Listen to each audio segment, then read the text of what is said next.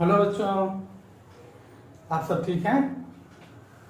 चलिए, हम लोग प्रीवियस लेक्चर में देखा था न्यूमेरिकल कुछ लगा रहे थे। नेक्स्ट न्यूमेरिकल देखते हैं हम लोग। न्यूमेरिकल नंबर 6 1.6 न्यूमेरिकल देखेंगे आप लोग, है ना।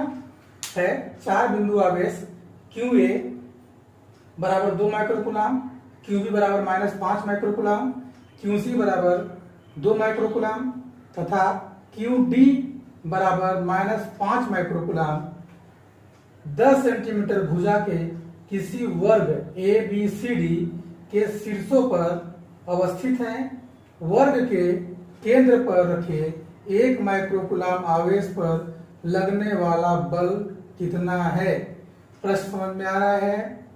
4 आवेश हैं ABCD, वर्ग है, चारों भुजाएं बराबर, मतलब ऐसा चतुर्भुज जिसके चारों भुजाएं बराबर हो, वर्ग कहलाता है।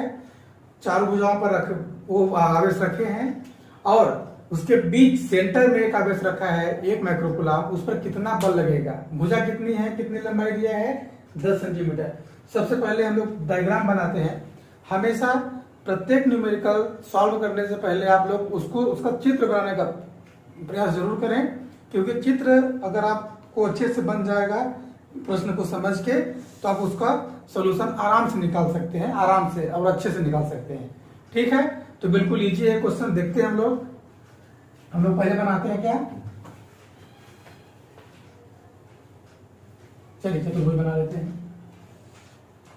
चतुर्भुज मतलब वर्ग। मान लेते हैं A है, B, C, D। यहाँ पे QA आवेश है मान लेते हैं, यहाँ पे QB आवेश है, यहाँ पे QC आवेश स्थित है, यहाँ पे QD आवेश है। कितना कितना है आपको पता है, कितना है भाई। 2 माइक्रोकूलम -5 माइक्रोकूलम, 2 माइक्रोकूलम -5 माइक्रोकूलम। ये है 2 माइक्रोकूलम, ये है 5 माइक्रोकूलम, ये है 2 माइक्रोकूलम, ये है 5 माइक्रोकूलम। मतलब 2 है, ये माइनस में है, ये प्लस में है और ये माइनस में है। समझ में आ गया।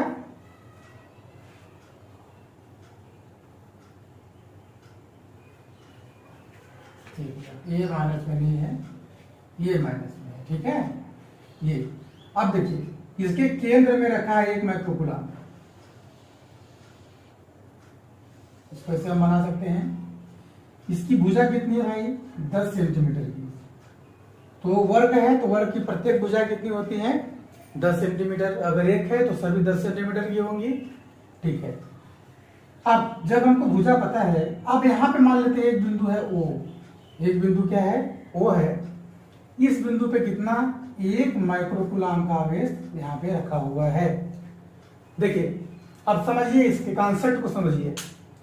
वैसे तो क्वेश्चन बहुत बड़ा लग रहा है, लेकिन इसका आंसर देखिए। वैसे तो आप डायरेक्ट आंसर बता सकते हैं इसका। देखिए अगर हम इस कूलम पे आवेश बिंदु O पे ना आवेश निकालना है, तो देखिए प्लस क्यों आवेश यहाँ पे है, मतलब कि प्लस में है 2 माइक्रोकूलम, यहाँ पे 1 माइक्रोकूलम।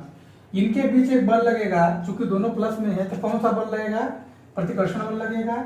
यानी कि एक O से एक दिशा में एक फोर्स लगेगा। कितना लगेगा, जितना इस पर लगेगा। ये है 2 माइक्रोकूलम, इसके देखिए ये प्लस में है ना, ये भी प्लस में है, तो कौन सा बल लगेगा, प्रतिकर्षण ना, मतलब कि दूर की ओर एक फोर्स लगेगा। ठीक है, मान लेते हैं कि ये फोर्स कितना है, FA। कोई दिक्कत, A के कारण इस पे लग रहा है। अब इसी प्रकार से C के कारण या B के कारण निकाल लेते हैं। ये प्लस है, ये सॉरी ये क्या था, ये माइनस है ना। दोनों 5 वाले माइनस ही है क्वेश्चन। ठीक है, माइनस माइनस। अब देखिए माइनस क्यों आवेश के कारण जब O पर 1 कूलम पर फोर्स लगेगा, तो ये माइनस में है और ये प्लस में है। जो भी फोर्स लगेगा वो लगेगा आकर्षण बल, क्योंकि एक प्लस में और एक माइनस में, तो ये आकर्षण बल लगेगा। इसको मान लिया हमने क्या, FB। इसी प्रकार से C पर 2 माइक्रोकूलम आवेश है और QC के कारण लगने वाला बल कितना होगा, केंद्र O पे 1 माइक्रोकूलम पे 2 माइक्रोकूलम का बल लगेगा। यानी कि A B plus A plus तो कौन सा फोर्स लगेगा भाई? ये प्रतिकर्षण फोर्स लगेगा। जब प्रतिकर्षण फोर्स लगेगा तो मान लेते हैं कि ये क्या है? एफ सी है। समझ में आ रहा है बात? ठीक इसी प्रकार से डी पर कौन सा आवेश है? क्यू डी बराबर -5 और ये है प्लस, तो कौन सा बल लगेगा इसमें? आकर्षण बल लगेगा। ये हो जाएगा आपका एफ डी। ठीक है बच्चों, अब आप लोग बताइए क्या निकालना है इसमें? टोटल क्या निकालना है? 1 माइक्रो कूलाम पर लगने वाला बल कितना होगा? कितना होगा बताओ? मतलब कि इस पे ये जो 1 माइक्रो कूलाम केंद्र में रखा है, इस पे कितना फोर्स लग रहा है बताइए? परिणामी फोर्स क्या होगा? देखिए, जितना फोर्स एफ ए है जो ओ से सी की दिशा में लग रहा है, एफ ए की दिशा क्या है? देखिए कितने फोर्स हैं? 4 F A, F B, F C, F A, F B, F C, F D, 4 फोर्सें हैं।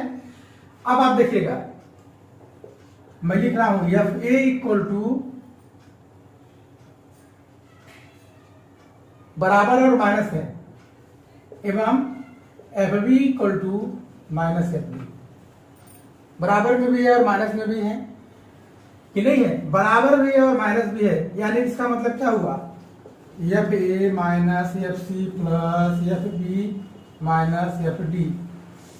एफ ए बराबर है एफ सी के, एफ बी बराबर है एफ डी के, और ये जितना है उतना ये भी है लेकिन माइनस में है, तो ये जितना है उतना माइनस में ये हुआ, ये और ये। कहने का मतलब ये है कि बिंदु ओ पर क्यू ए आवेश के कारण लगने वाला बल जो है वो जितना बल होगा उतना ही बल क्यूसी के कारण लगने वाला बल होगा, लेकिन दिशाएं विपरीत होंगी।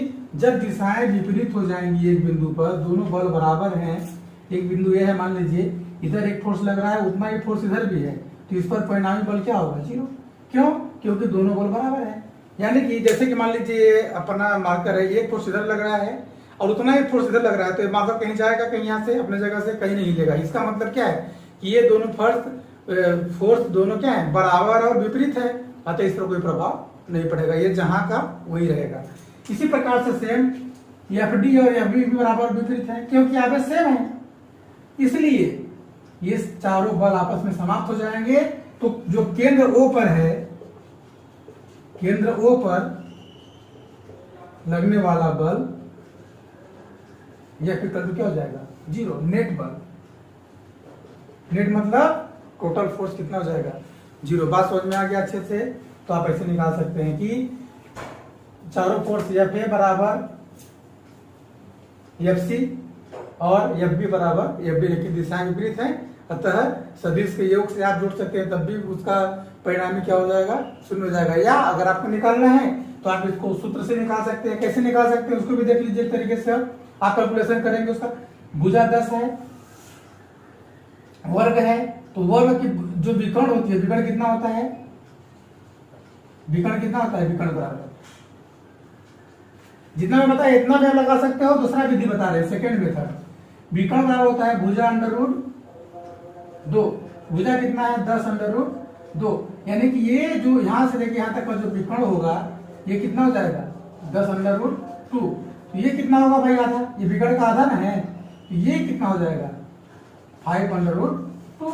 जब ये हमको पता चल गया तो इसके कारण से लगने वाला बल निकाल लेंगे कूलाम के नियम से, इसे कारण से लगने वाला बल निकाल लेंगे। सभी बलों को निकालो और सभी बल के वैल्यू को मान रख के जोड़ के देख लो, वैल्यू आपकी बराबर आ जाएगी। बात समझ में आ रहा है? ऐसा भी निकाल सकते हैं। एक सिंपल मेथड हमने जो बता दिया ये सिंपल मेथड है, आप ऐसे इसको सॉल्व कर सकते हैं। ठीक है ना? अगला क्वेश्चन देखते हैं। Question 7A।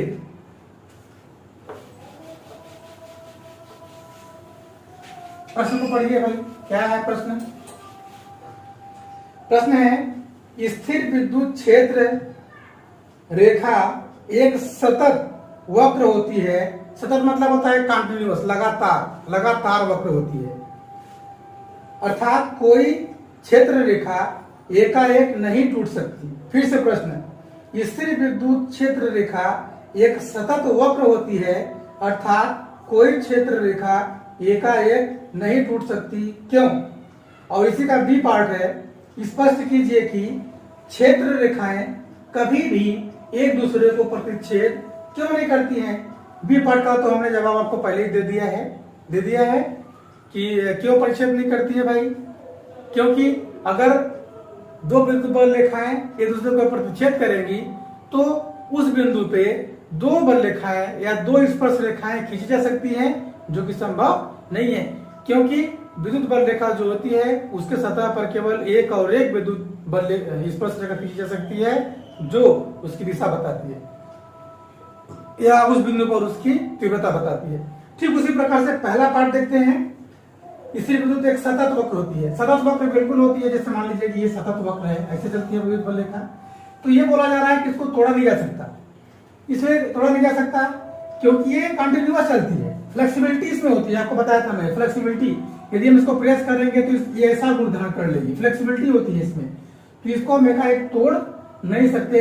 पहला कारण तो हो गया कि फ्लेक्सिबिलिटी होती है। दूसरा कारण, यहाँ पे जब ये नीचे आएगा तो इस पे दो बल रेखाएं निकलेगी या इसकी बल रेखा पास हो जाएगी तो तीव्रता यहाँ पे ज्यादा हो जाएगी, और जैसे ये दूर जाएगी तो तीव्रता इसकी कम हो जाएगी, क्योंकि दूरी के साथ उसकी तीव्रता का मान क्या होता है, घटता जाता है। तो फ्लेक्सिबिलिटी, इसको तोड़ना, टूटता नहीं है। क्यों नहीं टूटता है? क्योंकि इसमें फ्लेक्सिबिलिटी होती है। और अगर लिखना चाहे तो लिख सकते हैं, इसी विद्युत बल रेखाएं क्या लिखेंगे, संपूर्ण विद्युत क्षेत्र में उपस्थित होती है। विद्युत बल रेखाएं संपूर्ण, जैसे मान लीजिए प्लस है और ये माइनस है, जितना इसका एरिया होगा ये हर जगह उपस्थित होंगी, किसी एक जगह उपस्थित नहीं होंगी। पहली बात, संपूर्ण क्या लिखेंगे, स्थिर विद्युत क्षेत्र रेखाएं या विद्युत बल रेखाएं, ऐसा लिख सकते हैं, विद्युत बल रेखाएं संपूर्ण विद्युत क्षेत्र में उपस्थित होती हैं। विद्युत क्षेत्र रेखा के किसी बिंदु पर खींची गई स्पर्श रेखा वहां विद्युत क्षेत्र की दिशा दर्शाती है।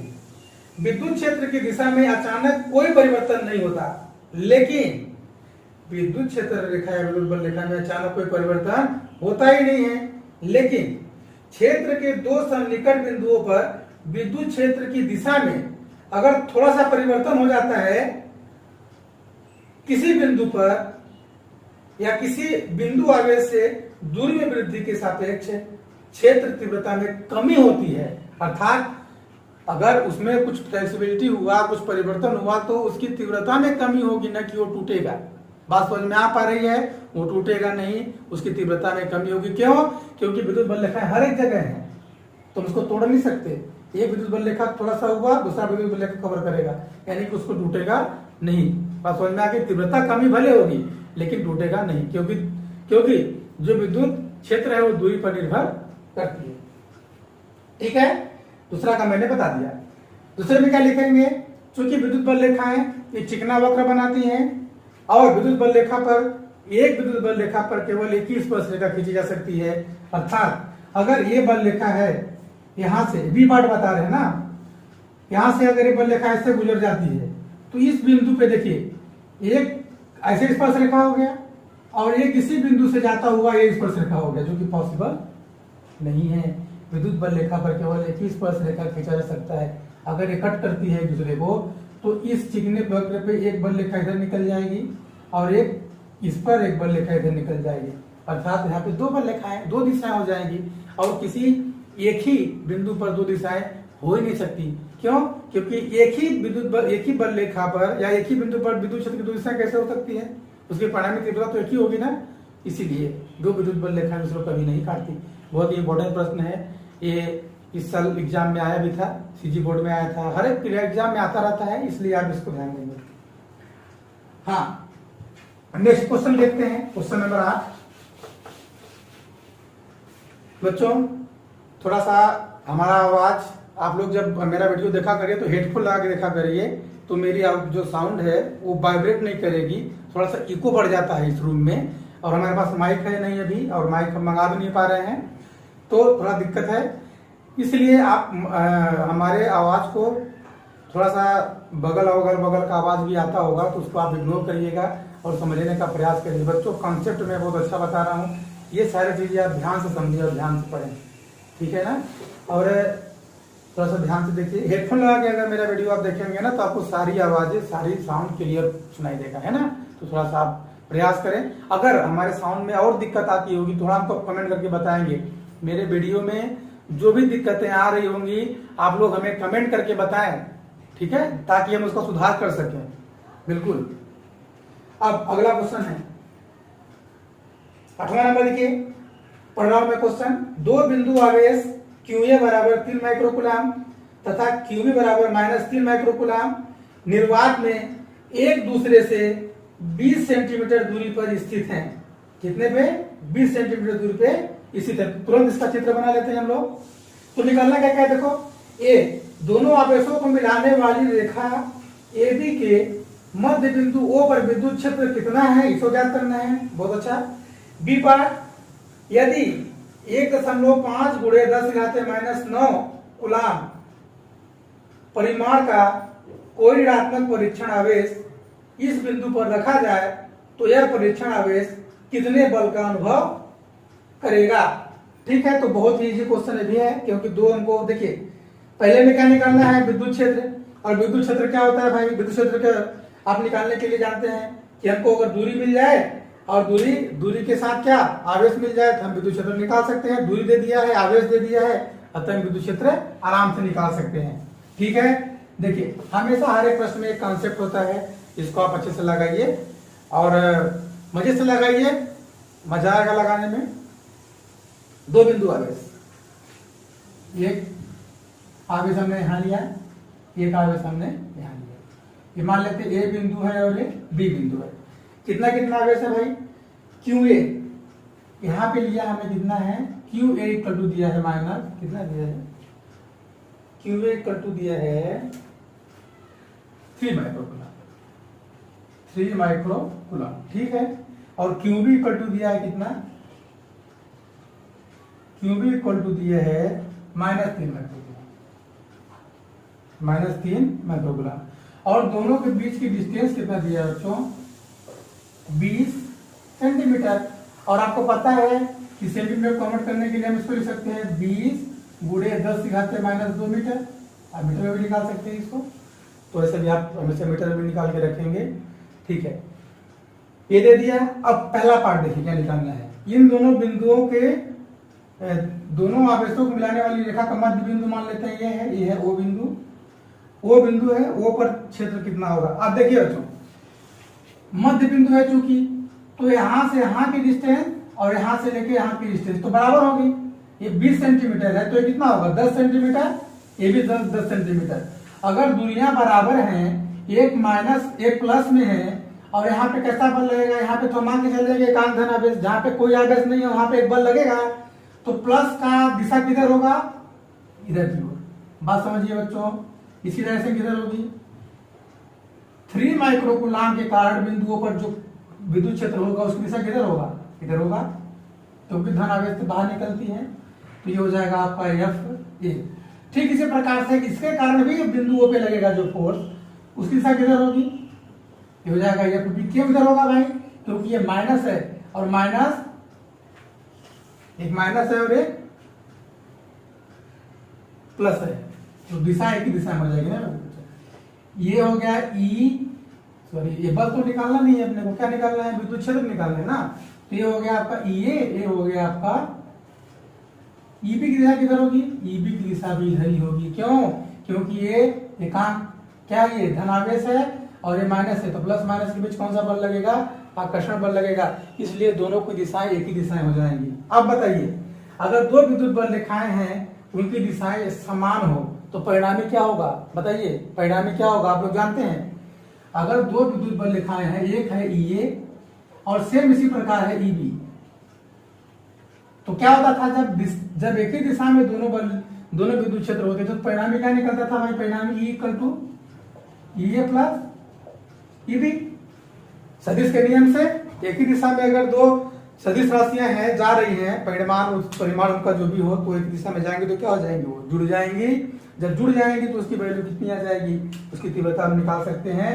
तो EA की वैल्यू कितनी होगी भाई बताइए, EA की वैल्यू कितनी होगी, आप निकाल सकते हो ना EA की वैल्यू। EA और EA की वैल्यू कितनी है, 9 × 10⁹, ठीक है ना, या तो आप चाहो तो EA और EB दोनों की वैल्यू निकाल सकते हो, और ऐसे डायरेक्ट लगाते हैं। EA का मतलब क्या, इंटू Q1 Q2 जो Q1 होता है उसकी वैल्यू होती है, आवेश कितना है इसके कारण 3 इंटू 10⁻6 लिख सकते हैं, -6 क्योंकि माइक्रो कूलाम में है, अपॉन R स्क्वायर। R मतलब कितना है, यहां से यहां तक की डिस्टेंस हो जाएगा 10 गुणे 10 घाते -2 का स्क्वायर। ये बात समझ में आ गई क्या, कितनी आ रही है? अगर ये बात समझ में कैसे आया, ये E इक्वल टू कितना होता है, सिंस E इक्वल टू होता है 9 इंटू 10⁻9 Q/R स्क्वायर। ये बात तो पढ़े हैं यार। तो एक इसे कारण निकालेंगे तो यहाँ पे इसकी डिस्टेंस हो जाएगी 10 सेंटीमीटर, तो हमने 10 सेंटीमीटर लिख दिया। इसी प्रकार प्लस EB का हो जाएगा 9 इंटू 10⁻9 इंटू 3 इंटू 10⁻6 अपॉन 10 गुणे 10 की घात -2 मीटर। दो हो गया ये, इसको आप लिख सकते हैं 2 into 9 into 10⁻9 into 3 into 10⁻6 upon 10 into 10, देखिए 10 स्क्वायर है ना, तो हम लोग क्या लिख सकते हैं इसको 10⁴ इंटू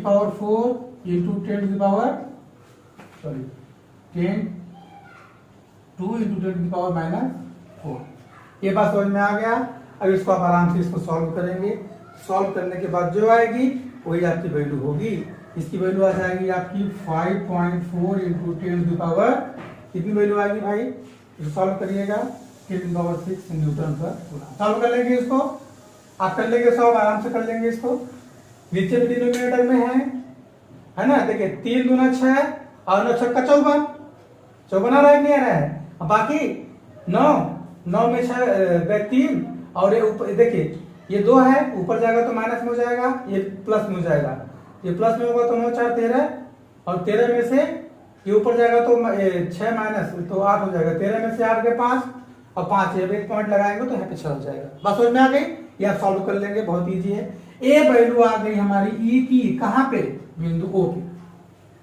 अब क्या पूछा है, ए पार्ट ए था, पार्ट बी में क्या निकालेंगे बच्चों, पार्ट बी में क्या पूछा है 1.5 गुणे 10 घाते -9 कूलाम का एक आवेश है Q0, मान लेते हैं कोई ऋणात्मक परीक्षण आवेश है, परीक्षण आवेश तो बोला ही है, इस पर रखा जाए तो कितना फोर्स लगेगा, कितना फोर्स लगेगा। इसमें हमको रीड और धन से मतलब नहीं है, क्योंकि जो हम लोग सदिश राशि निकालते थे तो उसमें हम लोग परिमाण निकालते थे, इसीलिए हम लोग जब बल निकालते हैं और विद्युत क्षेत्र निकालते हैं तो परिमाण लेते हैं, तो हम लोग को माइनस प्लस से यहाँ मतलब नहीं रहता है, क्योंकि हम लोग परिमाण निकालते हैं, ठीक है ना, इसीलिए यहाँ पे हम लोग निकालेंगे।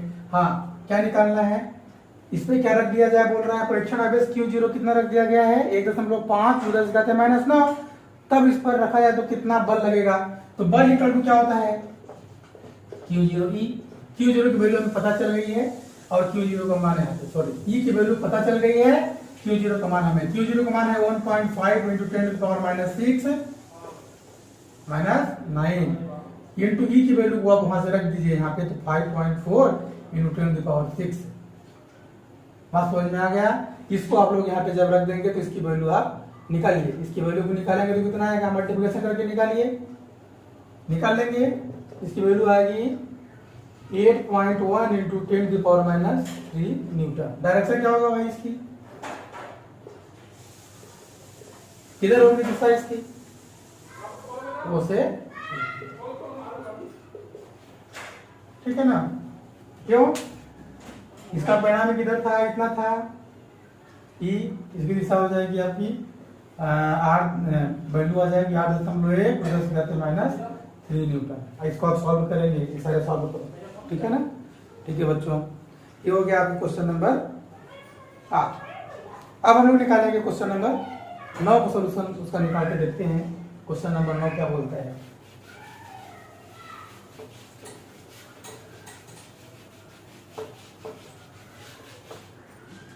क्वेश्चन नंबर 9, क्वेश्चन नंबर 9 है, किसी निकाय में 2 आवेश QA बराबर 2.5 गुणे 10 घाते -7 कूलाम और QB बराबर -0.5 गुणित 10 माइनस 7 कूलम।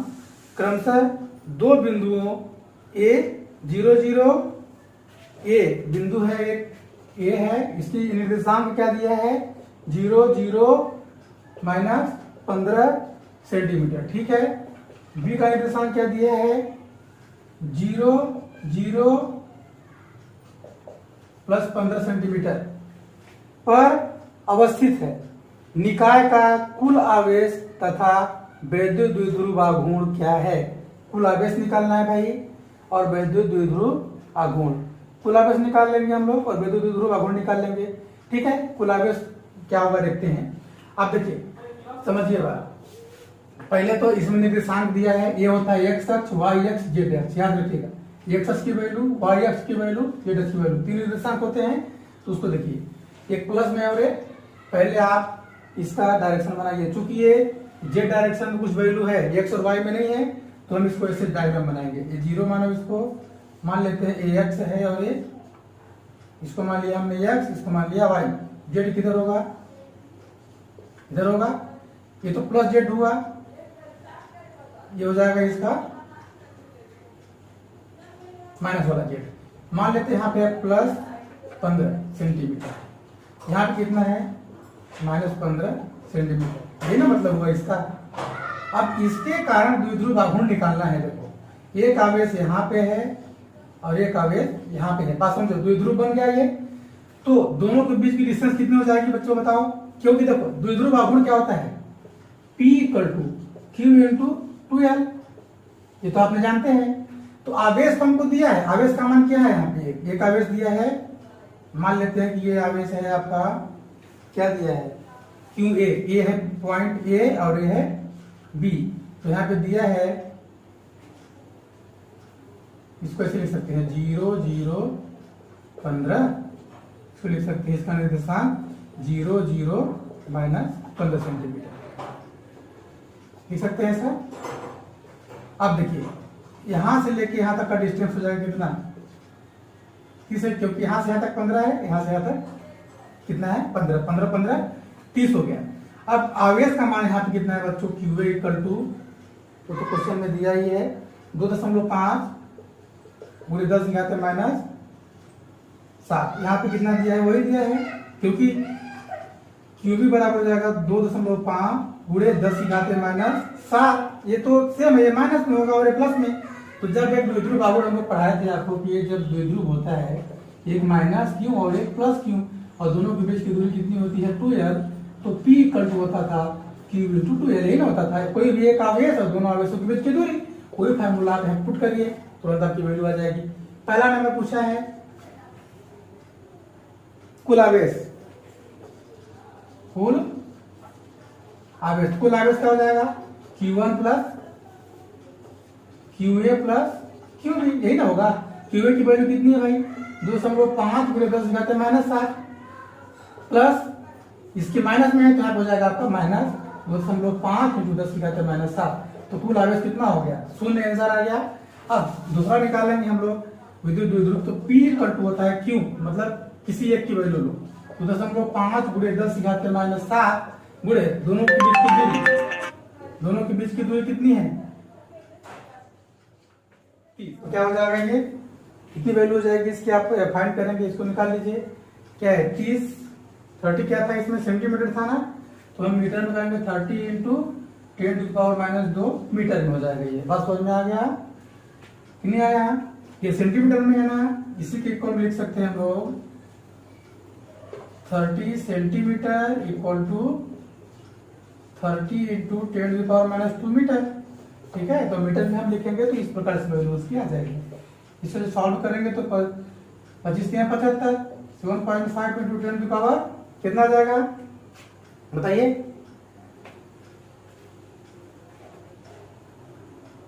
भाई 25 × 75 पॉइंट करेंगे तो यहाँ पे आ जाएगा 8 माइनस 8, सॉल्व करेंगे तो ये 9 आएगा, 1 दशमलव हटाएंगे तो यहाँ पे आ जाएगा। ठीक है ना, तो हो जाएगी P की वैल्यू। ये आएगा आपका विद्युत द्विध्रुव। हमने कौन सा क्वेश्चन था, ये 9वां क्वेश्चन था।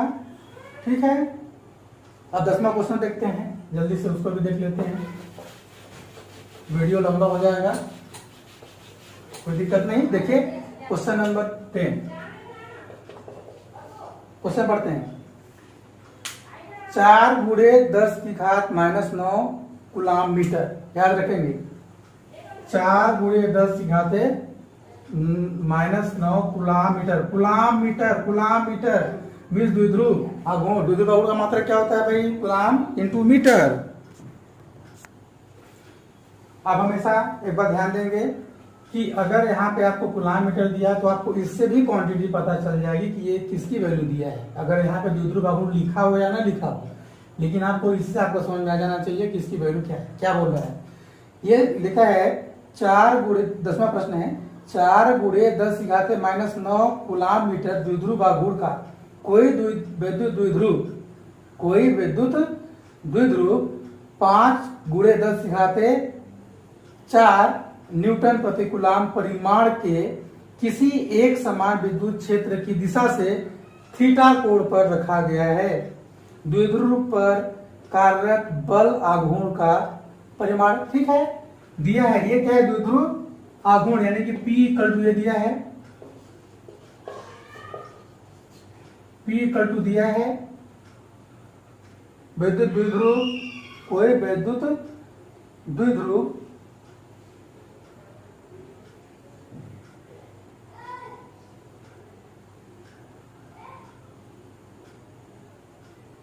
ठीक है, विद्युत द्विध्रुव, देखिए ये विद्युत द्विध्रुव का परिमाण था। आप E = कितना दिया है? न्यूटन पर कूलाम दिया है ना। न्यूटन पर कूलाम क्या होता है? परिमाण के एक समान विद्युत क्षेत्र, यानी कि E की वैल्यू है 5 × 10⁴ न्यूटन पर कूलाम, ये दिया है। ठीक है, थीटा = दिया है 30 डिग्री। तो हम बल युग्म का आघूर्ण क्या पूछा है भाई? बल आघूर्ण, ठीक है भाई, बल आघूर्ण निकालते हैं हम लोग, पूछा है तो। टाउ = क्या होता है? PE sin थीटा, हमने आपके वैल्यू को ऊपर आया था। P की वैल्यू कितनी है? 4 × 10⁻⁹। E की वैल्यू कितनी है? 5 × 10⁴ और इंटू साइन 30। थीटा की वैल्यू कितनी है? 30 है। तो 4 × 10⁻⁹ इंटू 5 × 10⁴ इंटू साइन 30 की वैल्यू कितनी होती है? 1/2। 2 से 2 कैंसिल हो जाएगा, कितना आएगा? 10 × 10⁻, कितना? 9 में 4 गए -5, यानी कि यहाँ पॉइंट लगाएंगे तो 1.0 × 10⁻, कितनी आ जाएगी? 10⁻1 मिनट। अगर यहाँ पॉइंट लगाएंगे तो ये कम हो जाएगा ना, सॉरी, ठीक है। ये हो जाएगी आपकी टाउ की बात समझ में आ गया। ये हो गया आपका क्वेश्चन नंबर 10वां। ठीक है बच्चों, जो भी दिक्कत आ रही है वीडियो में उसको प्लीज बताएं, और अगर वीडियो पसंद आ रही है तो प्लीज लाइक जरूर करें ताकि दूसरे बच्चों तक ये वीडियो पहुंच सके। बिल्कुल भूलिए मत, दूसरे बच्चों को आप, कहीं भी बच्चे हैं उनको आप शेयर करिए। लाइक करेंगे तो उनको पता चलेगा कि वीडियो कैसा बन रहा है, और सब्सक्राइब करिए। अगर कोई दिक्कत आती है तो उसको आप कमेंट करिए, ठीक है ना, उसको आप कमेंट जरूर करिए, ठीक है। Thank you.